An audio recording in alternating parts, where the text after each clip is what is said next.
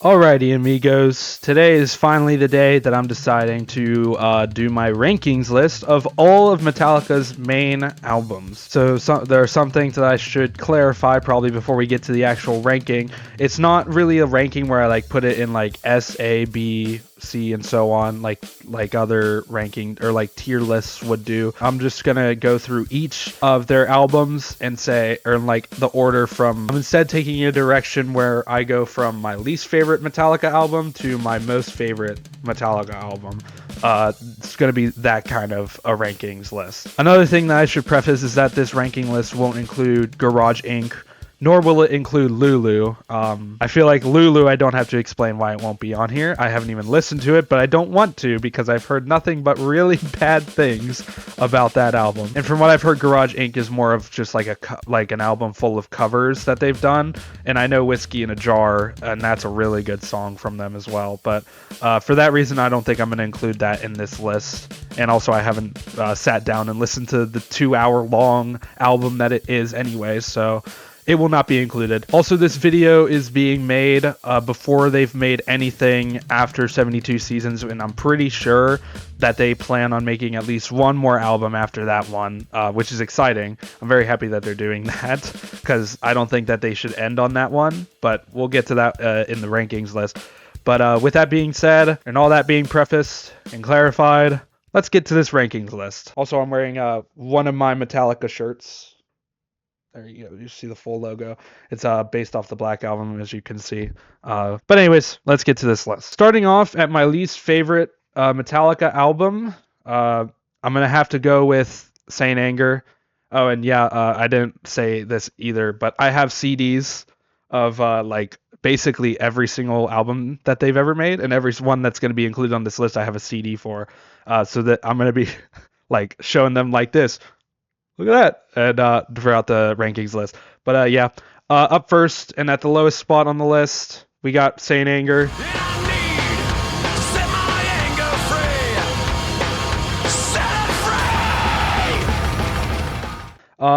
This album, and another thing I'll preface right now is that I don't hate any of the albums that these guys have made. I enjoy every single one, including Saint Anger. I don't think they've ever really made an album that is overall bad or terrible. Some songs that they've made in albums are not great, and some you might say are terrible. Excluding Lulu, they still made some not very good songs, and I feel like this one has the most not good songs, but even still, it has some good bangers. I do enjoy Frantic.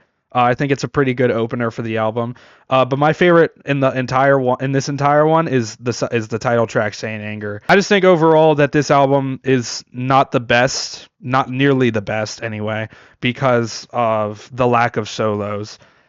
Anyone that's a huge fan of Metallica knows that this album contains no guitar solos, absolutely none. Even without the guitar solos, the main riffs that they wrote for this album are really good. And again, especially for the title track, Saint Anger, I really dig that riff that they made for that one. So again, not absolutely terrible, but definitely not the best. All right, moving up to my second least favorite, or however you would want to say it, we have 72 Seasons.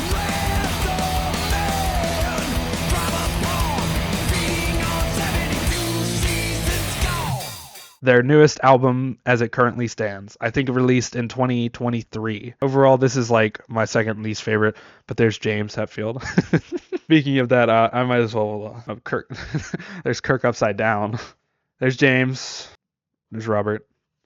And then Lars. My goat, Lars. I love Lars. I think that's a fun little way they decorated this album. It's annoying to organize that because you have to literally open up all four of those pictures of them to reach the actual CD to play it. But I don't think I like that little decoration. I think it's kind of funny. Getting to actually talking about this album. First I'll talk about the good stuff, and then I'll get to the bad stuff. There are some songs that are not that great in this album, but then there are quite a few bangers in this one too. Again, the title track, 72 Seasons. It's also the opener for the album. I think that's the best in this album. It's absolutely amazing. It's absolutely a great way to start it out. and it's like so fast paced. The tempo is like it feels really fast. The whole song, the entire way through. And yeah, I personally think it's just that the 72 Seasons is the best song in the album. Other than the title track, you also have other good ones like Chasing Light, in my opinion, is also a really good one. If Darkness Had a Sun is another banger, in my opinion. And then you have the 11-minute long Inamorata. I think I'm saying that right. That's another great song. It's slower paced overall, but it's a great one in my opinion. I feel like my main nitpick for 72 Seasons is that the solos. There are solos in every song. Every single one has at least one solo in it. All of them sound really similar to each other. I feel like that's my main nitpick with this album, is that like nothing other than the fact that the guitar solos in these songs all sound very similar to each other. That's really my only nitpick with this album. But I feel like that's a big nitpick, which is why I have it so low. Other than that, yeah, still a good album. If you haven't listened to it, I feel like you should. And I feel like no. I don't think it's their most underrated album. That we're going to get to later. Let's continue the list anyway. I don't want to ramble on for too long on all of these albums. To follow up 72 Seasons on this rankings list, this might surprise a few people if anybody watches this at all. Up next, following up 72 Seasons on my rankings list, I have to be honest, I gotta go with Reload.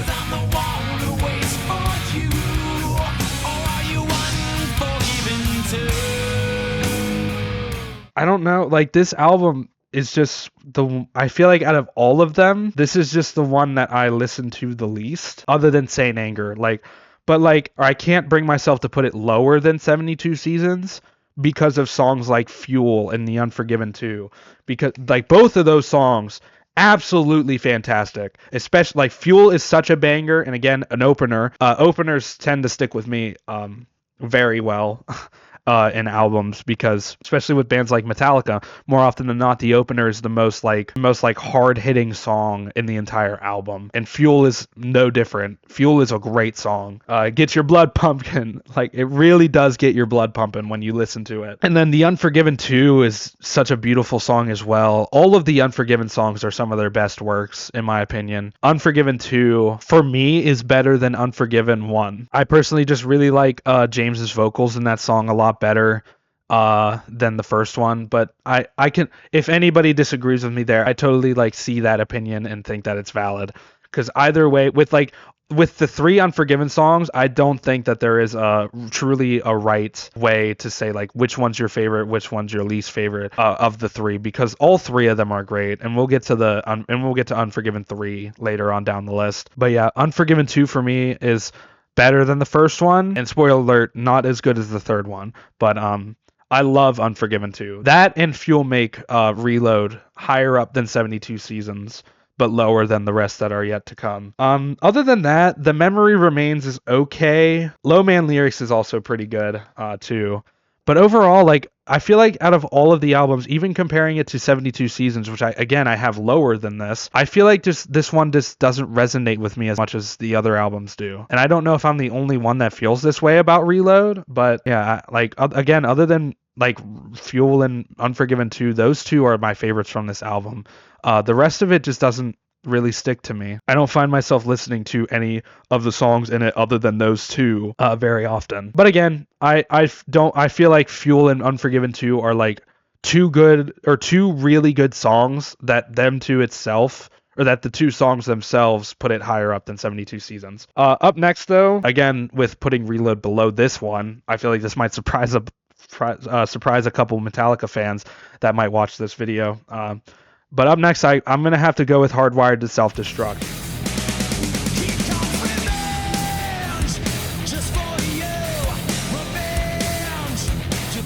Other than another one that we're going to get to down the road, I feel like this is also one of their most underrated albums. It's chock full of really good songs. Hardwired, the opener for this album, is fantastic. It's 3 minutes long. It's like, it's here, and then like suddenly it's just already done. It's that fast. I love that song so much.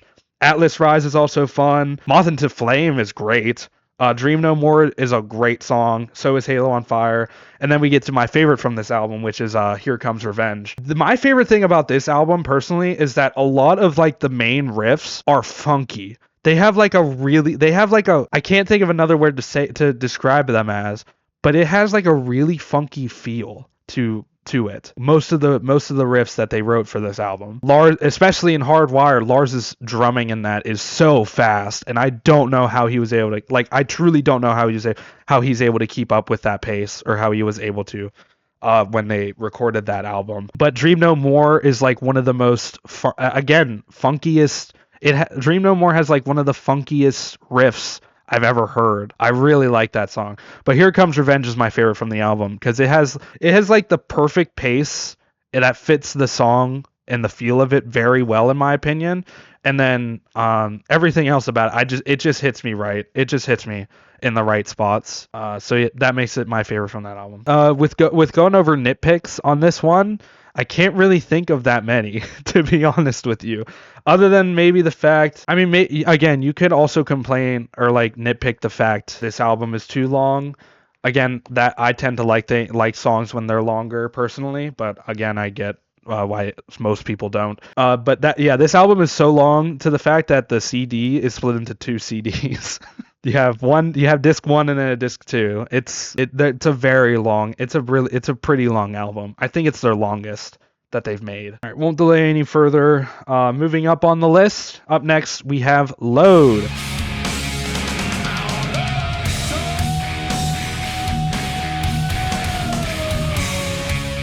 This one is also, I think, another album that is kind of underrated with their discography, especially, I mean, like one of their bigger hits comes from this album, and that's King Nothing. Or I actually have a shirt that's like themed around that song, and it's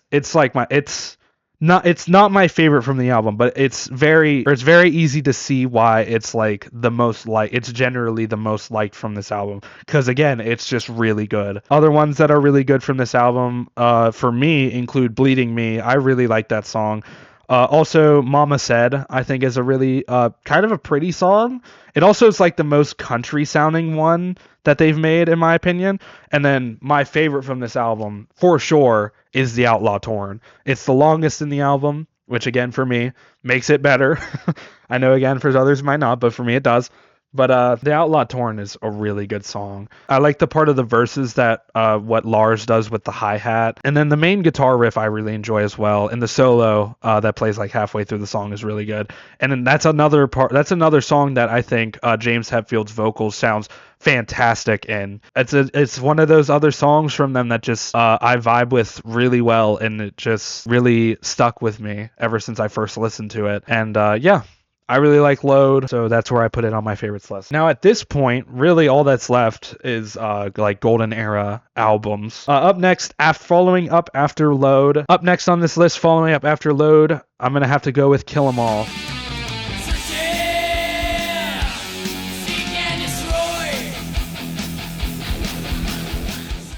This is the first album they ever worked on and ever made, and I don't think it's the best. But again, it's always open for argument. I don't know there's probably someone out there that where their favorite album from Metallica is Kill 'Em All. Overall, I really like this album. I honestly don't find myself listening to songs from it that much, but again, a lot of the songs in this one I really enjoyed, to the fact where I have it this high up on my list. So like some of my favorites from this include Hit the Lights, The Four Horsemen. It's a really good song. Motor Breath is also really good. And then, of course, you have Whiplash and Seek and Destroy. I mean, you cannot talk about Kill 'Em All without bringing up Seek and Destroy. I really, one day I would love to see Metallica live. That unfortunately hasn't happened yet. If I ever get the chance to see them live, one that I'm very excited to hear, and I'm 100% certain that they would play and I would get to hear live, is Seek and Destroy. I would love to hear that song live because it's fantastic. And if you can't tell by the way I'm describing the song, it's my favorite in the album for sure. You just can't go wrong with that song. It's just perfect, dare I say. It's perfect. It's a great metal song. Out of all of their songs, I don't think it's like one that every metal listener should know. I think I would give a different track that title. I would probably say Enter Sandman. is the one Metallica song that every metal listener should know. Speaking of Enter Sandman, up next on this list is the Black Album.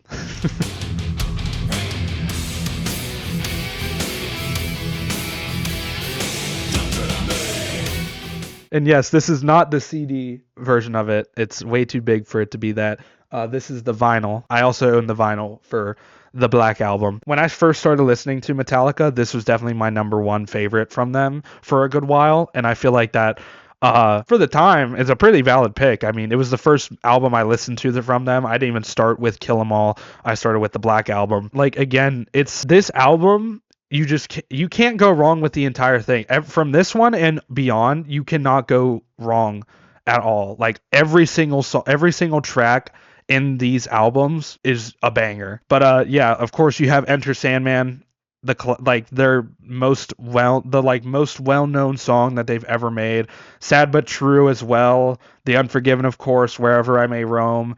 My personal favorite from this album is Don't Tread on Me. I feel like not very many people talk about Don't Tread on Me personally, but it's my favorite from this album. And then the other popular one from this album, of course, is Nothing Else Matters. And like, it's really easy to see why that one is also well known, because it's such a beautiful song. They might be a metal band, but like, they know how to write slower songs and more like sadder songs. I guess I don't know why I put it in quotes, because like, they do write sad songs. And Nothing Else Matters, and I feel like Unforgiven are like two of their most sad songs. Nothing to nitpick, as like, another thing I should say right now, I don't think I have anything to nitpick about any of the albums at this point. That's where I would put Black Album. Following up the Black Album, this might surprise a couple people as well, I would have to go with Ride the Lightning.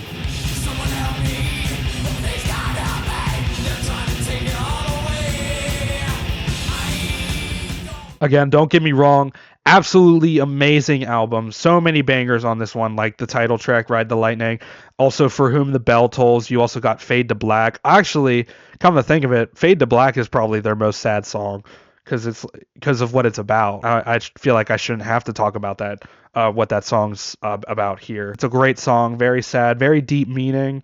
And that's another one that I would absolutely love to hear live as well. And then you also got Creeping Death. The riff in that one, the solo, it's perfect. It's such a great album overall. My favorite from it personally is the title track, Ride the Lightning, and that's mostly for the fact, two things specifically. Lars's double kick in that song in particular is so freaking good. I really wanted to say the F word there, I'll be honest with you.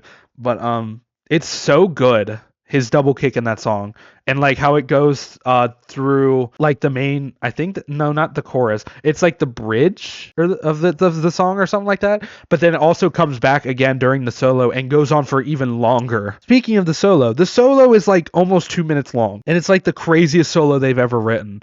I love Ride the Lightning. It's definitely my favorite song from it.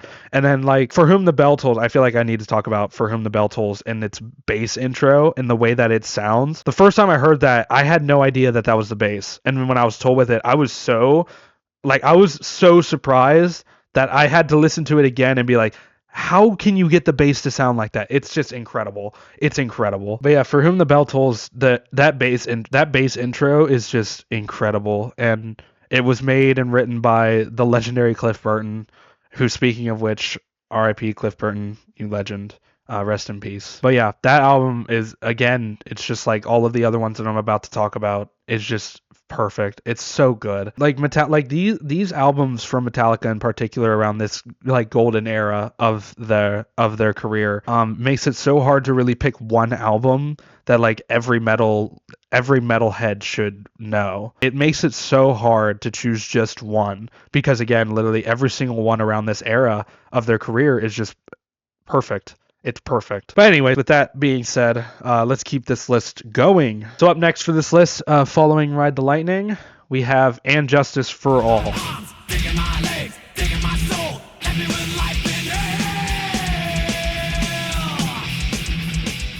This album in particular is full of a lot of like crazy time signatures, pretty fast-paced tempos. Like Blackened is a great intro for the album.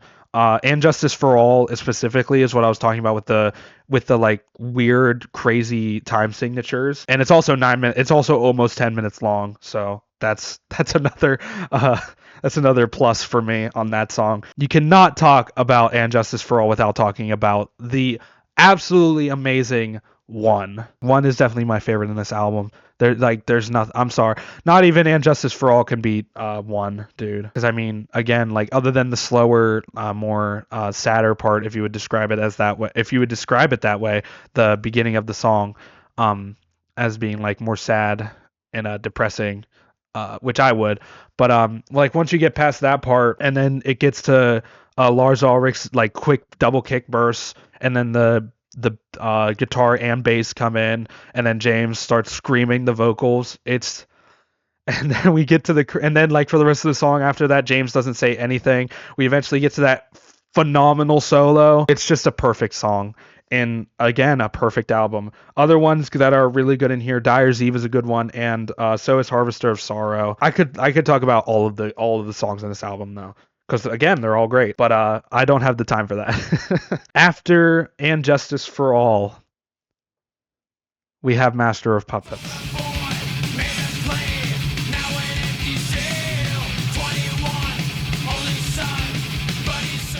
Now, if any of y'all have been keeping track of what albums I haven't talked about yet, you know what my all-time favorite is, if I'm talking about this one before it. But anyways, Master of Puppets is another fantastic metal album from these guys. I could, like even more with And Justice for All, I could talk about all 8 of these songs for a good hour. That's how much I love Master of Puppets. Battery being the opener, great opener, hits you right in the face. I know it's not 3 minutes, it's 5 minutes and 12 seconds or so, but again, it's just a hard-hitting opener. Master of Puppets, the song, just a classic. The title track in this album, Master of Puppets, no different than Battery, but in my opinion, it's better. But but anyways, that doesn't say much because every song in this album is fantastic. You also have The Thing That Should Not Be, great follow-up to Master of Puppets. It's a great change of pace too. Welcome Home Sanitarium, phenomenal song. And then we get to my favorite song in this album, which is without a doubt Disposable Heroes, dude. It just again with the fast pace, like the crazy fast tempo, the like amount of double kick that Lars includes, the fast riff that they Disposable Heroes is such a phenomenal song, dude. Or if you're a metalhead and you haven't heard Disposable Heroes in the album Master of Puppets by Metallica, you need to hear that song. It's awesome. Then Leper Messiah is also a song from Metallica that I feel like isn't talked about enough because it's a great song. It's another good song. Orion, of course, the instrumental in this one is phenomenal. So it's also has that really beautiful like bass solo. I would consider it a bass solo before the guitar comes back in, if you know what I'm talking about. And then he also got Damage Incorporated to close out the album. Just a crazy, again, fast-paced song that just really gets you pumped up before the album's over. It's a great album, dude. I feel like to the general metal listener, this would be the Metallica album that I would recommend to the average metal listener if they haven't listened to Metallica yet. I feel like this is the one I would go to. Instead of my favorite album, which we're just about to get to now. The moment we have all been waiting for. What is my favorite Metallica album, you ask? Well, I got the answer right in my hands. Death Magnetic. Almost like your fight, and there it went. Almost like your life.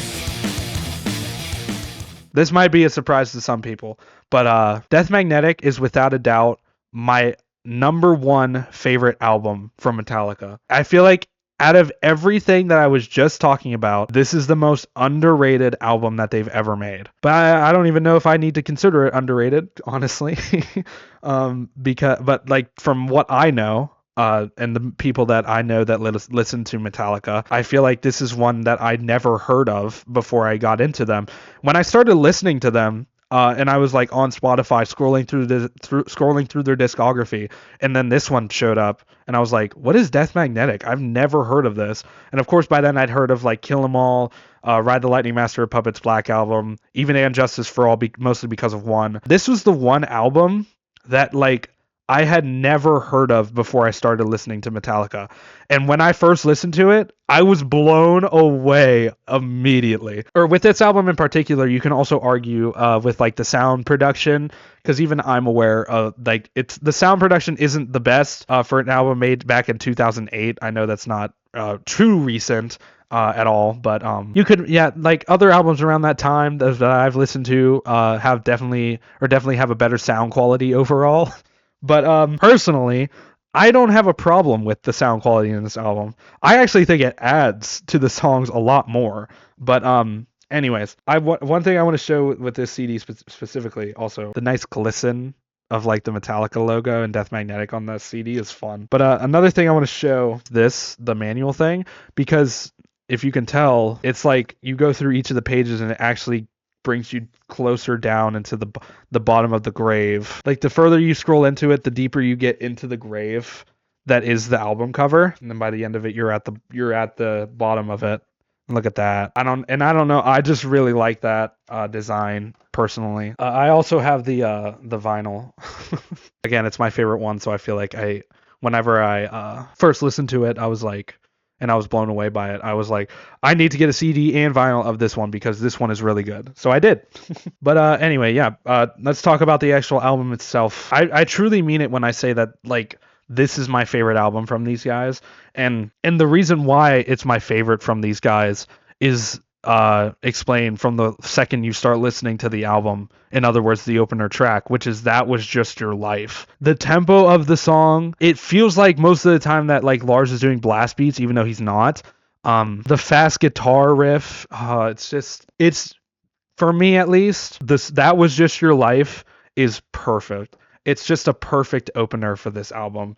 And then you get to the end of the line, which is another great song. Broken, Beaten, Scarred, fantastic. The Day That Never Comes. I feel like The Day That Never Comes is the most popular song from this album, but it's a great one. All Nightmare Long is another fantastic one. Cyanide is a kick-ass song. Unforgiven 3 is the slowest song of this album, but again, that doesn't make it bad. It honestly, in my opinion, Unforgiven 3 is the best of the Unforgiven songs. Judas Kiss is a great one. Suicide and Redemption is an instrumental song as well, and it's a fantastic instrumental. It's like about 11 minutes long. It's over 10 minutes long, I can say that much for sure. And then My Apocalypse is a pretty quick 5-minute long song that closes the album, but it's a fantastic one as well. And he even says the word Death Magnetic in that song, and I think that's fun that they found a way to fit the name of the album into one of the songs at least. But yeah, That Was Just Your Life. If I edit this video in the way that I want to, that's probably playing over this part very quietly. Or I don't know, maybe I like just had it play for a bit beforehand and then it cut back to me, something like that. I don't know what I'm gonna do with it just yet. This is before I even edit it, of course. Death Magnetic is just without a doubt my favorite album from these guys. Out of all of the albums that I just talked about, eventually when I get my whole drum kit set up, is the one that I want to learn drum parts to the most. Especially That Was Just Your Life, because I wanna be able to do the fast double kick that Lars does near the end of the song. It just is such a banger album, and I feel like is quite possibly their most underrated piece of work that they've ever done. All right, speaking of my drum set, I still haven't been able to like actually get the whole kit set up, and I probably won't for a good while, unfortunately. To clarify real quick, when I said in my unboxing video for my drum kit that there wouldn't be a video of me playing on them for a while, I meant it. Like a good while, probably not for 4 months or so, but we'll see. But like I have put the floor tom heads together and like tuned it up and tuned both of them up to what I think has them sound right, but I don't know for certain because it's my first time having to tune drums, so it's probably not right, but I'll get there eventually. And I also still have yet to get cymbals. I think I'm going to look at getting Meinl's brass cymbals to start out, because from what I've heard, they don't sound any worse than bronze. Of course, the quality is not there as much with brass cymbals than bronze, but I think it's a great starting point, especially for the fact that I've never had an acoustic drum kit before this one. I don't have a problem with starting out with brass cymbals personally. Obviously, I'm still going to try and get like bronze stuff. Like I want my hi-hat. I kind of want a hi-hat to be bronze, and then maybe a bronze splash, just because that's like a cheaper bronze option for cymbals. But yeah, I think I'm gonna look into minor brass cymbals to start out. Another thing, my school semester is gonna be starting up real soon. I think you guys know what that means. I'm not gonna say that means I'm not gonna be making any videos in like the next 4 months. Yeah, I hope this doesn't mean that I won't be making videos in like the next 4 months. It shouldn't mean that, but like I'll just be straight up with you guys. One of my main factors that prevents me from recording are my roommates. I mean, like deep down, I honestly don't feel comfortable recording with them around me. I don't hate my roommates. I'll also clarify that I don't hate them, but it's just a me problem where I don't feel comfortable recording videos when they're in the room as well. Either way, I'll still try my best. I'm gonna be a little bit busier than the last semester as well with like classes that I'm taking, because like I'm putting myself into like more difficult classes, I feel like, or I'll be putting out a much less amount of videos within the next 4 months or so. My winter break went by so fast. I had so much planned, and look at like I barely got anything done, and I know that's my fault, and I just wanted to apologize to you guys because I really enjoy playing games for you guys. I'm really excited about making like music videos eventually, like with my drums and doing stuff with that, and I'm really excited to keep doing rankings lists like this one right now. I just got a busy schedule going on, and like it really won't be freed up until the summer break. Now there will be a spring break in there somewhere, like I think in March is when mine is, so I'll take that time to record as much as I can and make as many videos as I can. I felt obligated to kind of say this vocally instead of just being like where I type it on the text box instead of saying it myself, because I feel like that's what you guys deserve to hear. I feel like you guys deserve to hear it straight from me instead of having to read it at the end of my video. But yeah, anyways, with that being said, I hope you all stick around, because again, I really do enjoy doing this for you all. I'm now at 149, very close to 150. I don't think I'm going to do any big thing for 150. I might save something for 200. I don't know if I'm going to be doing anything big for 200. We'll see when we get there. I hope I get there. One other thing I wanted to bring up very quickly was my Banshee video. I'll probably include I'll probably have it like put in at the end of this video. Yeah, it truly would mean a lot for me if you went to check that out. I spent a lot of time working on that one, and I'm very proud with how it came out. And out of every fan game video I've made, it was definitely the most time-consuming project I've worked on. But I absolutely loved playing that game, and it would mean a lot to me if you went to check it out. But if you don't, that's also fun. That's also cool. Again, you don't have to check. You don't even have to watch my videos.